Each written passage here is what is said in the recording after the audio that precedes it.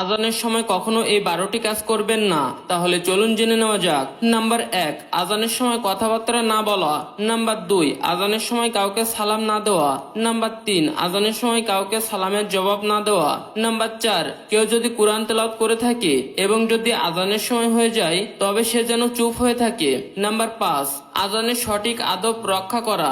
Number 6, আজান ভালোভাবে শুনে তার সঙ্গে সঙ্গে উত্তর দিতে থাকা। নাম্বার 7, আজানকে সম্মান করা। যদি রাস্তায় থাকাকালীন আজান শুরু হয় তাহলে সে যেন সেখানে থেমে যায়। নাম্বার 8, আজানের সময় যদি আজানের দিকে খেয়াল না রাখা হয় তাহলে আল্লাহ তাআলা তার ওপর গজব নাজিল করে। নাম্বার 9, আজানের সময় কোনো গান বা সঙ্গীত না শোনা। নাম্বার 10, আজানের সময় কখনো পা ছড়িয়ে না ঘুমানো। নাম্বার 11, আজানের সময় কথাতে মশগুল না থাকা এবং আড্ডা বন্ধ করে দেওয়া। নাম্বার 12, আজান যখনই শুনবেন তখনই আজানের উত্তর দিবেন।